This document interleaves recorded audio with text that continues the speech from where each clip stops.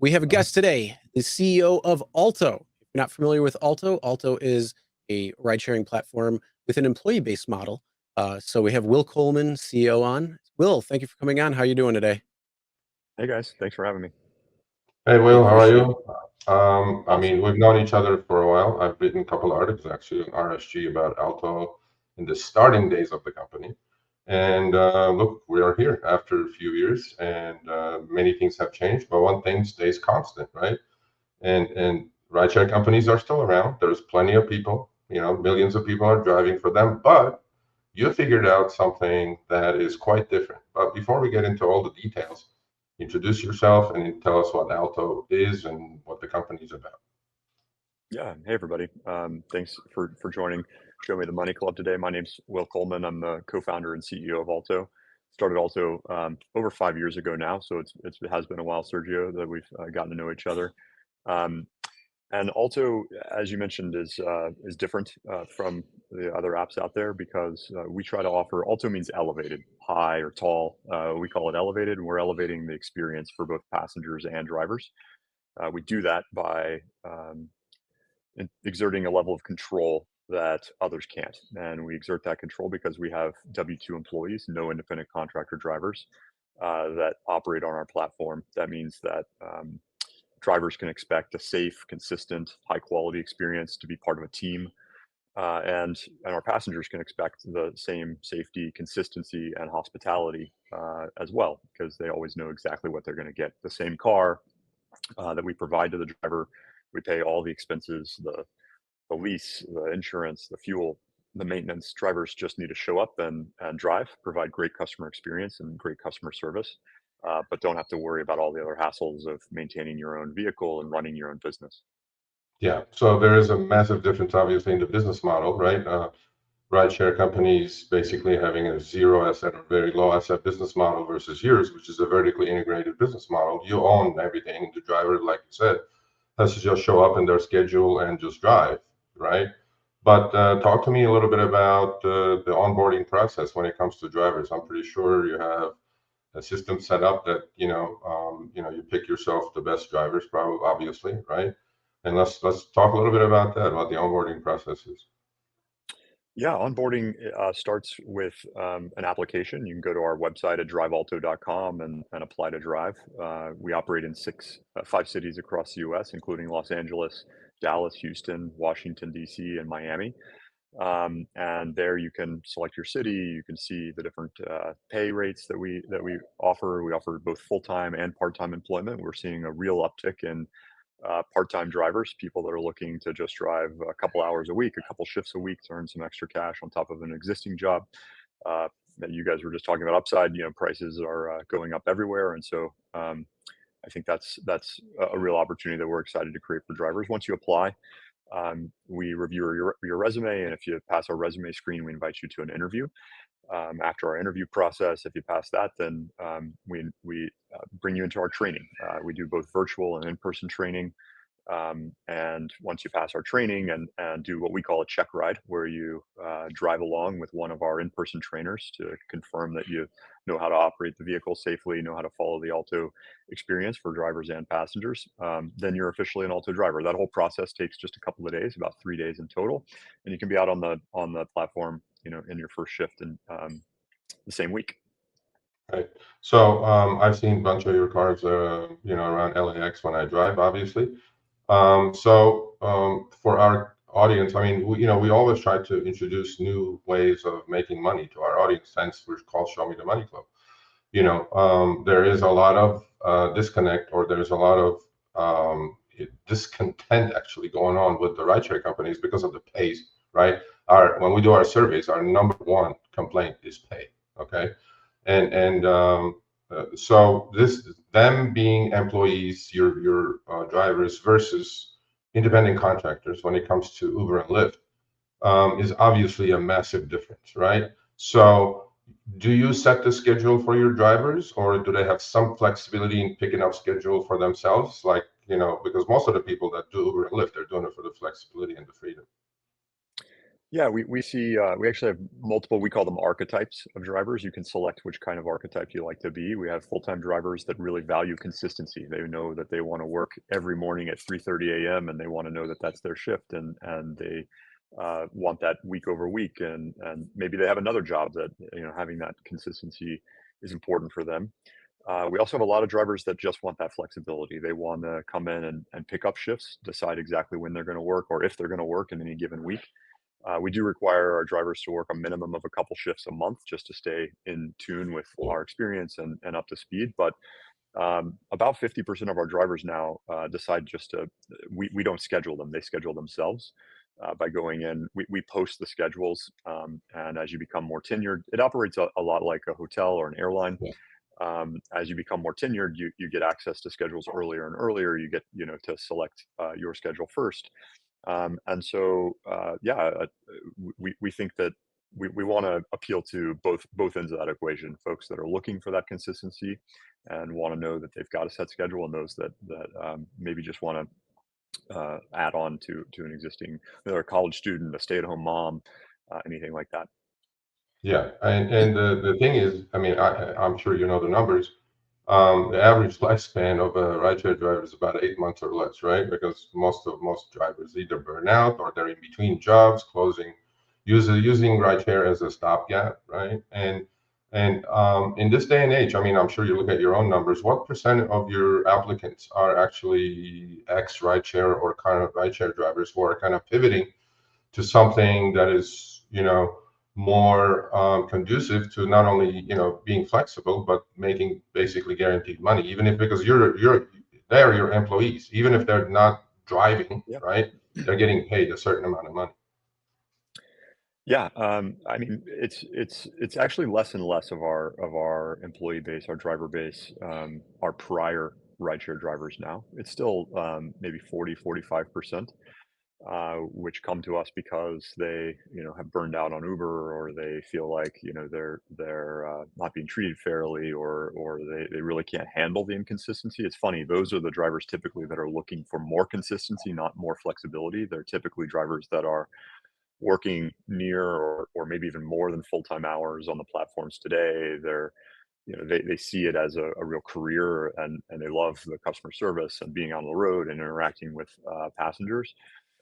We also, though, see that, more than half now come from other industries that exhibit more uh, employee-based models. Everything from Amazon warehouse workers, waiters and waitresses, valets, customer service agents.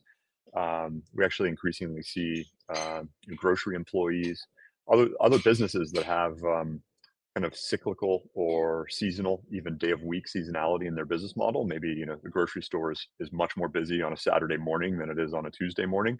And so their schedules complement ours, and make it real easy for us to pair and work well for somebody that's looking to, pair a couple jobs together. Yeah, one thing I've noticed is that, when I see your cars, your drivers are wearing Alto gear. Obviously, you can't just show up with, flip-flops and the t-shirt and shorts like most gig drivers use these days, or some anyway. So they're wearing Alto gear, Alto hat, Alto cap, right, baseball hat, and an Alto polo, right? So that's obviously, representative of the company brand, because you're providing a higher level of service than the lower platforms like Uber X or, regular standard. So where would you say your service falls? I'm pretty sure it's not at the Uber Black level, but maybe, it used to be like we used to have Lyft Lux in LA or in the Yeah. country, which they got rid of. So where does the service level fall as far as that's concerned? We think from a passenger perspective, it's a better experience than Uber Black even. It's a more consistent experience. You always know exactly what you're going to get. It's not a black car, it's a white car. We actually think that's better too, because black cars are kind of a bit pretentious these days. If you're a professional looking to show up to your client site, maybe arriving in a black Escalade isn't exactly the right look. But you might be looking for that kind of consistent quality, knowing exactly what you're going to get, a clean, safe, high quality ride. So from that perspective, we really believe we can offer an excellent customer experience, and we do so at a price that's closer to a Lyft Lux, Uber Select. It's about 30 to 40% less than an Uber Black. we're able to do that because we can drive higher utilization of our assets. Our drivers are active more often. We have slightly higher wait times because of that. Having a higher wait time allows us to turn over drivers into their next trip faster. And it means that we can have fewer drivers on the road to serve the same number of trips, and therefore get a lot of efficiency out of that. So we can operate at a higher profitability margin while serving customers at a lower price. Right. So that was the easy part. Now we got to the tough part. So obviously, look, our community is 99.9% drivers, and again, not ask you. Obviously, look, every city is going to be different, probably, but to a little range level, we can ask you. I will ask you about the hourly rates. Obviously, they're hourly employees, and some of them, which may be full time, get healthcare benefits, 401k, things like that. But let's look. I'm in LA, right? I was at LAX yesterday for 6 hours, and I think you said you're in LA at the moment. So what are the LA rates? Let's say for a new driver versus, let's say, with a tenure of a year or maybe 2 years if you have such employees. How do you figure what to pay these people? Yeah, so our rates do vary by both city and by time of day of week. We have a base rate, and then we also have what we call prime pay that have increasing hourly rates for more prime hours, both in the early mornings and the afternoons, rush hours, certainly on the weekends. And we also have a program we call Pedal to the Metal, which is where we put out shifts that we put increasing rates on, and when we expect big events, if Taylor Swift's in town or things like that, because we know that drivers also have opportunities to earn more during those times on other platforms. The rates really range. In LA, I think our base rate's about $17. It can go up to over $30 an hour, depending on when you're working. Our average driver last month in LA earned just about $21 an hour.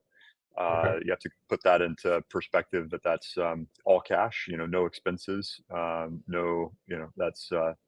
there's nothing else to take out of that. And that's in addition to, that's the cash portion. We also, as you mentioned, have company sponsored healthcare, 401k plan, workers' compensation. We pay, half of their taxes because Social Security taxes and independent contractors 12%. We pay half of that as an employer. So I think it's equivalent, to earnings of $35 an hour on an independent contractor basis. Yeah. Who gets the healthcare benefits, 401ks, and things like that? Is it by tenure or is it by obviously hours you put in, right? Yeah, there's both. You become eligible for a 401k plan after 6 months, and then the company matches up to 4% of your contribution.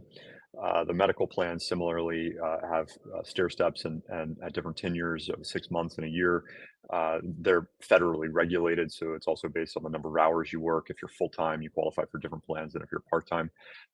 We're in different.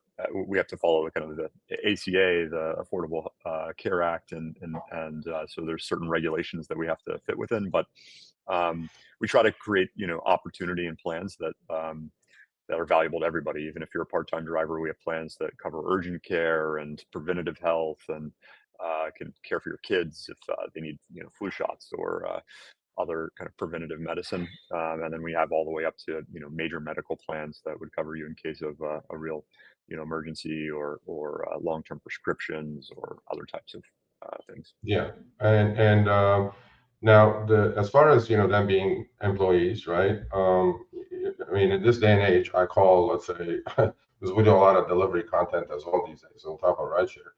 And I call doing deliveries, last mile deliveries specifically, is working for tips, basically, right? So I know what your opinion is about tipping, and look, I'm lost when it comes to tipping because the tipping culture has changed so much that I'm there to pick up my Starbucks and I have to tip now. I'm not sure how that's how that's being handled.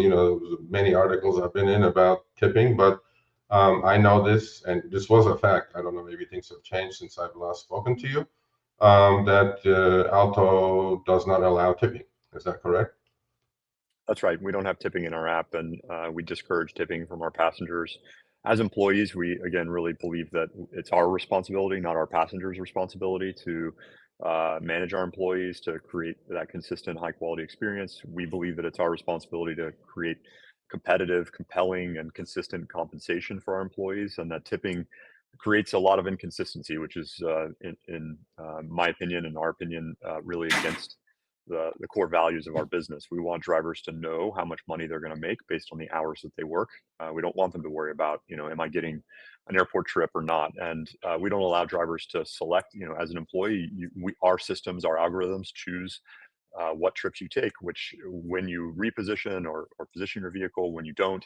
And so by adding in that kind of complexity, it really changes drivers' incentives. It makes maybe I want to go wait at the airport or not wait at the Yeah. airport, or and we really don't want that to be a factor in our employees' decision making. So we feel it's important that again, it's our responsibility to ensure that they're getting paid fairly, and we think we do that. Yeah, and I mean, the tipping, as far as the rideshare drivers are concerned, have become quite a bit of their earnings actually, due to the fares that what they're offering. You mentioned something about the algorithm, right? Obviously, you don't do your matching like these companies do. They did 2.4 billion trips. Obviously, they have AI, machine learning. They do the matching, the way that they see it fit. So, how does your systems work? Is there actually a dispatcher with an earpiece at the driver's ear telling him where to go, what to do, or is there a computerized system? How does that work? It's mostly computerized. We do have a dispatch team that works 24/7 in Dallas, our headquarters, covering all of our markets. We think of them as driver support, somebody that is on the other end of an earpiece. If you have a problem and you need help, there's someone available instantly to help you, whether that's identifying or checking on a passenger, if it's a vehicle issue, a tech issue. We think that that's a big part of being part of the team, and having a support network that can help you out on the road. We know it's really stressful out there. But the vast majority of communication with our driver happens directly through our apps. Our algorithms use machine learning and a forecast model based on where we expect demand to occur, and it's specifically where we expect that to occur in cities, to position our drivers throughout cities to be best um, positioned to accept that future demand. And then it also uses that to match those trips to the drivers. In many ways, we see ourselves as, we call it, it's a bit of an oxymoron, a human-driven autonomous fleet. Our system's really built to think about, as owning the cars and employing the drivers. We don't really need to gamify or create incentives for drivers to do different things. We're not showing drivers a heat map and asking them to decide where to drive. We're just giving them that information, and then they go and execute those tasks. And we think that creates, again, a better experience for drivers, less mental overhead and stress, and less cognitive load, which is already really high out on the street. It's safer if you don't have to be thinking about these things. But also, it's better for us because we can orchestrate and ensure that everybody's acting in a in kind of a cohesive way, and we think it's better, for cities. It reduces congestion, and it's better for passengers because it creates the best mix of wait times um, and asset utilization for the company, which allows us to keep our prices where they are. Yeah, and if we can go back to tipping real quick. Okay, I know it's discouraged actually to a point to tip in the app. Obviously, there is no tipping option for the passenger. What if like they really like the driver and the service he provided and offer him a cash tip? What happens in that case? Yeah, it's our policy that our drivers should ensure that they tell the customer that tipping isn't required. We do know that sometimes in extraordinary situations, people want to offer a gratuity, and obviously, we won't stop that. But so I do expect that our drivers, in certain situations, do get a little extra, and we just don't want customers to feel that that's required in any way, or the expectation. Um, and Okay. yeah, I mean, it is ultimately a service, and even in a country club or a high-end hotel, sometimes people decide to offer an added gratuity, and we think that's appropriate. Yeah, so I put up this question from our audience with chats flying. I can't really follow and talk to you at the same time, but this kind of caught my eye. If you don't mind answering that question. It's on the screen. Okay, I thought that was an Yeah. ad actually, so I'm Oh, reading it no, now. no. That is no, that's not true anymore. We should probably check where that FAQ is. Okay. We no longer require passengers or drivers to wear masks. Okay, cool. So now you have your answer, whoever you were. So we have a couple of minutes remaining. Look, for me, as far as I'm concerned, right, it's an alternative to doing rideshare, and you know, not a day goes by that I get hundreds of emails now these days with the growth of the show, obviously, that I'm not making enough money. I'm not making enough money. Well, you're in 5 cities, right? You mentioned these 5 cities, DC, Miami, Houston, and Dallas, and LA. Dallas and LA. Yep. Right. Well, I, and is there any growth plans like to expand the services in different cities, or how's that going? Yeah, we're really believe that the product is working. It's working for drivers. It's working for passengers. It's working for us. It is a business that requires pretty significant capital to expand. It's a difficult capital environment out there, so we've been pretty cautious. We aspire to be in every city, every major city across the U.S. We won't be in small cities. It's a business that requires density and scale within a city. So we'll let Uber have the Baton Rouges and Birminghams of the world, but our goal is to be in several more cities in the next year. We've got our eyes on Atlanta, Chicago, Boston, Seattle, Denver, ultimately someday New York. And we believe that it's a product that will be able to expand, be a really large opportunity for both drivers and passengers over the next several years. Yeah, obviously, as you being a vertically integrated business model, I mean, it is difficult to finance all these things and be profitable, which I know that you are a profitable entity at the moment. You're raising another round of financing. A lot of these, by the way, Ubers and Lyft, as we know, right? Depending on the driver, they want to go to EVs now, right? By 2030, we want to have the whole fleet EVs. So I have 3 million drivers. How are you going to do that if the driver doesn't do it? Do you have any plans as far as doing that yourself, or are you going to continue with the ICE vehicles? Yeah, we believe that EV is the future, and it's better for everyone as well. But it actually today it doesn't make financial sense. It's a really challenging world where you guys probably do the math even more than I do, but I think even renting EVs from Hertz or others, it's a really complex equation for drivers. Clearly, passengers aren't willing to pay significantly more for them. And the TCO, the total cost of ownership, is typically higher because the vehicle is more expensive. The depreciation is higher because prices of those vehicles have been falling, which means that even when you buy it new, you have a risk that the newer ones are going to be less priced than yours. So you take on higher depreciation. And if you're charging at home, fuel can be relatively inexpensive. But if you don't have home charging and you decide to use public charging, especially DC fast charging, cost per mile can actually be, even in California. I was driving an EV. I was testing one in LA today. I stopped by an Electrify America station, paid 60 cents per kilowatt. That's, I think, on a per mile basis, about equal to the price of $5.50 gas. And so, the Hertz actually just announced that they're really taking a beating on the EVs. Depreciation is hurting them. The maintenance cost is higher. And so we are aiming to do it. We want to do it, but we're only going to do it when the TCO makes sense. And so we're working with, as far as as you know, in our world, we have like actually 2 minutes now, but I'll give you the floor on the last minute and a half. But obviously, your drivers are W-2s. They're your employees. They're wearing your gear. They're representing your company. The cars actually have, it's written Alto on it. I know there are a lot of Buick enclaves. Even the logo on the car has changed to an A, which is cool, kind of.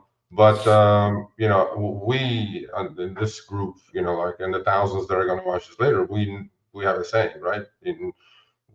We're independent contractors. We can decline all the trips we want until we're profitable for ourselves, right? So your drivers cannot decline a trip at all, right? You just you keep driving. You want to keep your utilization rate of your cars and your drivers as high as possible. One to the next, to the next, to the next. The system will connect. But a driver, other than maybe they have an emergency or something happening health-wise, they cannot decline trips, correct? They're just in the car to drive. Yeah, that's right. I mean, for the most part, like you said, we have off ramps for things like if you get a flat tire, you're in an accident, you need a bio break or a lunch break. So we create opportunities where we can break the stream for certain drivers at certain times to make sure that they remain well rested, well fed, and can serve our customers well. But we don't offer. I mean, drivers. It doesn't really matter to them, right? Because again, they're getting paid no matter what they do. So whether that trip is to move to another position or to go pick up a different customer, or we'd also do some deliveries. There's really zero trade-off for the driver, and so there's no way for them to accept or decline. Okay, so here's your chance to speak to probably 10,000 drivers coming up within the next few days. To recruit some of our best. Maybe maybe they're sick and tired of doing what they're doing, and what better way to just still drive, but then you have some benefits. You're not putting wear and tear on your car. There you go. The floor is yours. You have a minute. Yeah, well, thanks again for having me. Really great to be on the show. And yeah, to all your viewers out there, we think that Alto is a great alternative, a great opportunity. Again, at the end of the day, it's a lot about consistency and quality of that experience. It's not for everybody. I'll be open and honest about that. I mean, you probably many of your viewers, many of the people watching this video are probably some of the most sharp and dialed in of the drivers on the platform. And if you're kind of perfect at it and you like that flexibility, that pure flexibility, you really want to do it your way. Your way is the best way. That's not the Alto way. And so you're going to be better off sticking as your own boss. But if you're looking for an environment that's really caring, inclusive, consistent, and you want to be a member of a team, you're kind of tired of working by yourself, being out there all day, every day, all alone. We think that we can offer a competitive, compelling alternative, and we'd love to have more and more drivers on our platform. We have over 1,800 across the country, and so we're hiring literally every single day. So you can go to our website at drivealto.com and apply there, and we look forward to seeing you out on the road. Thank you for coming on. Much appreciated. We'll be in touch. Obviously, we'll do updates. And yeah, there you go, Mr. Will Coleman, the CEO of Alto. Thanks again. Yeah, thanks, Chris. Great. Thanks, Will. See you guys soon. Bye. All right, thanks for watching. That short little clip was from our live stream, Show Me the Money Club with Sergio and myself, Tuesdays, 6 p.m. Eastern, 3 p.m. Pacific. Make sure you subscribe, turn on all notifications so you'll be notified when we go live, as well as all of our awesome content. Make sure to check out this video right here, which will take you to the entire live stream, or check out this video right there. All right, drive smart, everyone.